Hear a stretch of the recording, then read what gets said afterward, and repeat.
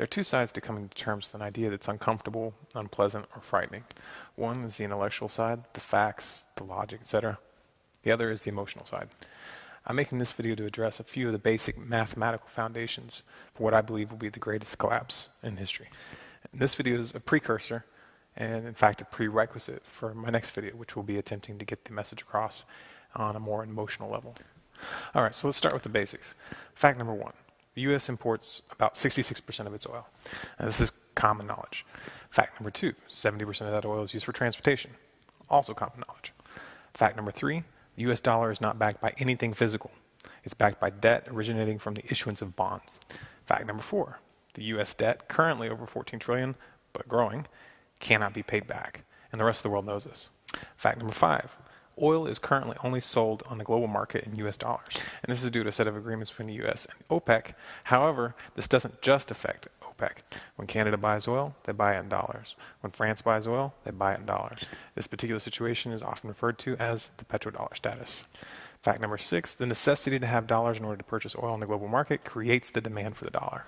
And for anybody who would like to dispute this, please refer to fact number three. Fact number seven, the value of the dollar is directly tied to the demand for the dollar. Supply and demand. Basic economics. The obvious conclusion is the petrodollar status, which holds up the value of the dollar. Fact number eight, China and Russia just recently agreed to stop using the dollar in all their bilateral trade. This includes oil. Now, when Saddam Hussein did the same thing, we invaded Iraq. But we can't invade China or Russia. Now, all the facts that I've outlined here are simple, publicly accessible, verifiable. I'm not going to hold everybody's hand and take them out there to do their research. If you want to contest one of these specific ideas, you actually need to do the research yourself. Now, the following are the conclusions that I draw from these facts. The United States will lose its petrodollar status. I don't know when, I don't know the exact date, but it's inevitable. When it does, the demand for the dollar will fall precipitously. And as demand drops, the value of the dollar will evaporate. This means hyperinflation. And once hyperinflation is fully underway, other countries will begin refusing to accept dollars for products that they export. This will happen very quickly. Now remember, U.S. imports 66% of its oil. And that oil is not going to keep coming in if exporters no longer accept U.S. dollars. And remember, we established 70% of all domestic oil consumption is used for transportation. So if you subtract that 66% from the 70%, you're left with about 4% left for transport in general. Now, it's important to realize that when we say transport, it includes 18-wheelers and all sorts of supply chain transportation, which make up a considerable part of that 70%. In this country, food transport and agriculture are completely dependent on oil. And obviously, you can't cut out food transport without causing starvation. Logical conclusion, you're not going to be able to get gasoline to drive your car. Nobody is.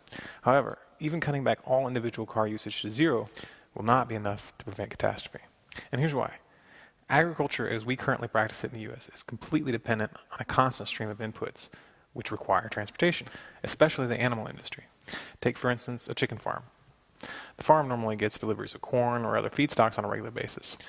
Almost no farms grow both the feed and raise the animals. The loss of the petrodollar would lead to astronomical price increases for that transport, and that will translate into astronomical prices in the grocery store. And what you have to understand is this explosion in the cost of transport will affect every single other industry. And as the cost of doing business skyrockets, unemployment will also skyrocket. Now, a large number of the states are already on the verge of bankruptcy. They're not going to be able to feed and house this massive influx of the unemployed. People will go hungry. And when people go hungry long enough, they get desperate. And they become very dangerous. Now, I'm not telling you this to scare you. But if you really understand it, it probably will. When I first came to terms with this, it was earth-shattering for me.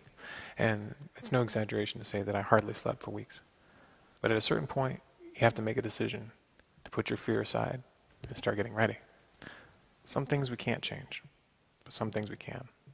The trick is knowing the difference.